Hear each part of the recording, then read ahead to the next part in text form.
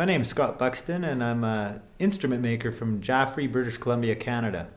And I was just playing a bamboo didgeridoo, and I make them, as I said earlier, as well as flutes and pan pipes and various other woodwind instruments. Today I'm going to talk to you about circular breathing and how to learn the art of circular breathing. Often people come up to my booth when I'm selling instruments and they're intrigued by the didgeridoo, but without the skill of circular breathing, it's not much more than a hollow piece of wood or bamboo that you buzz your lips through and you get this sound out of it.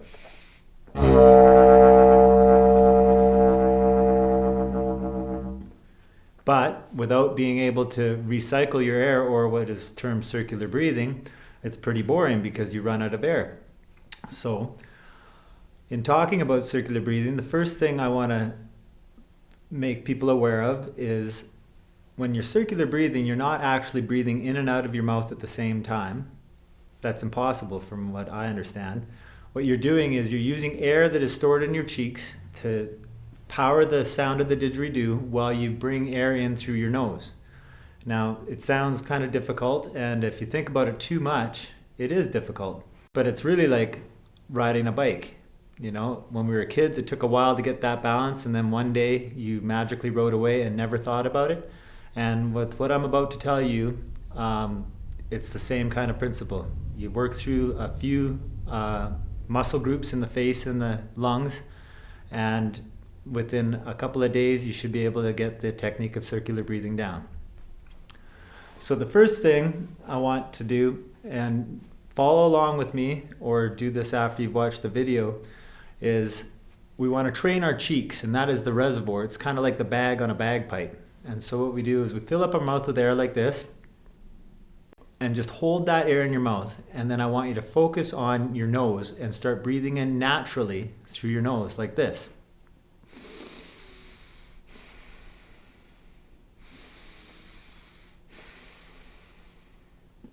And now you can see it as well as hear my nose. I'm holding that air, it's staying there, yet I'm still able to breathe in and out of my lungs through my nose.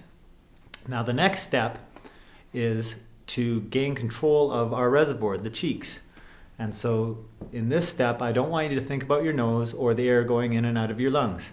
What I want you to do is just focus on the air in your mouth, and only the air in your mouth, and do this. Take your fingers and push the air out of your cheeks like this.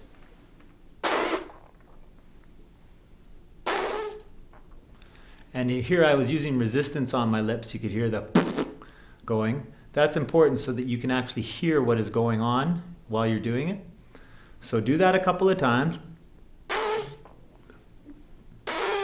until you don't have to think about it anymore.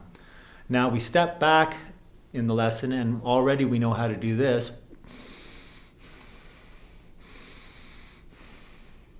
Breathe with that air in our mouth. Now I want to combine the two lessons and basically force the air out of your cheeks, but at the same time breathe in through your nose like this.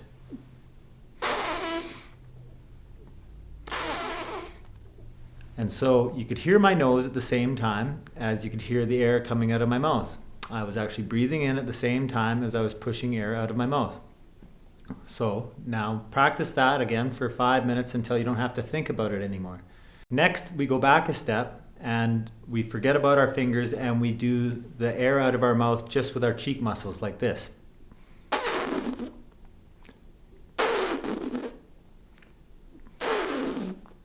And do that a bunch of times, again, just so that it becomes second nature. And then think about your nose again. So I'm going to breathe in through my nose as I push the air out of my mouth.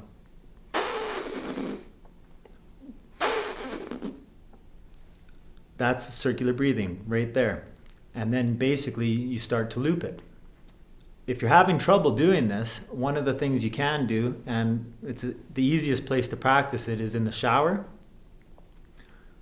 So what you do is you fill up your mouth with water and squeeze the water out of your mouth, for lack of a better term, like a pee stream.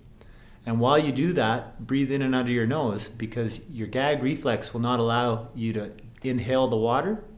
And once you can squeeze water out and continually breathe in and out of your nose, doing it with air will be a lot easier. So give that a try if you're having trouble just working with air. So now we're going to incorporate it into playing the didgeridoo. And the first thing you want to think about when playing the didgeridoo is the fact that it doesn't require a lot of air. You may see people that are playing and that are really good at playing, and they're doing all sorts of things and whatnot, but at the end of the day, it is all about air efficiency. So the first thing you want to do with the didgeridoo is buzz your lips like a tired horse, loosen them up, and then you seal it into the mouthpiece and just get the drone.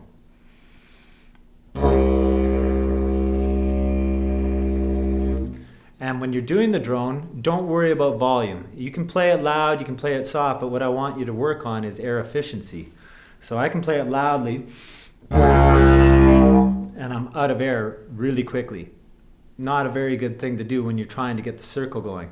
So what you do is you get the drone going and see how long you can make a single drone last on one breath of air.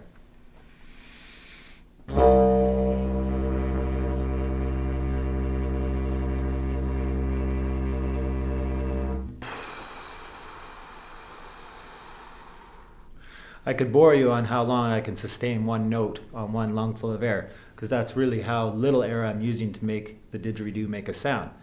The next thing, once you get the air efficiency down in a long drone, is start working on what I call the bellows or the cheeks, and work the cheek muscles in and out like this.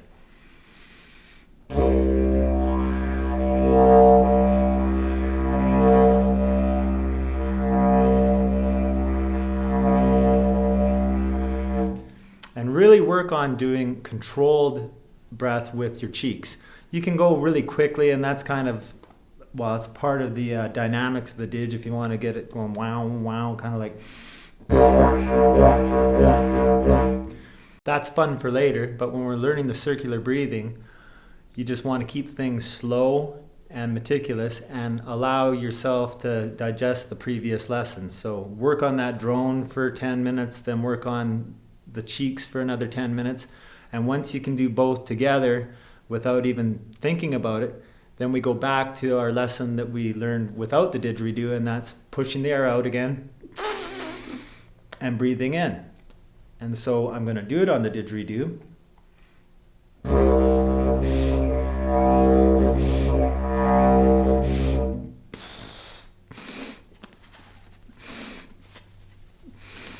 So that's basically all I'm doing. But when you're trying to incorporate the circular breathing into the didge playing, think about this too. Often beginners come to me and go, I can get the circle to happen, but I run out of air and the didge stops.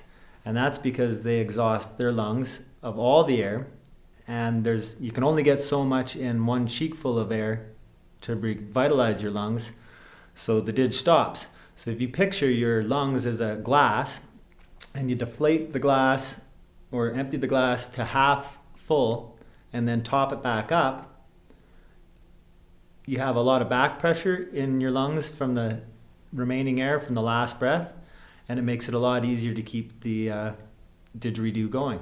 So as soon as you start, think about just topping your lungs up with just a little bit of breath, not a huge inhale through the nose. Eventually you'll be able to do that, but at the beginning, just real quick little bumps like this.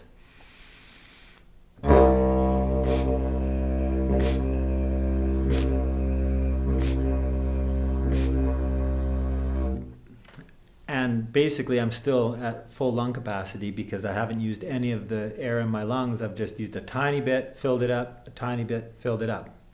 And then as you progress, you can start deflating your lungs more fully and compressing your cheeks really slowly to take a longer breath like this.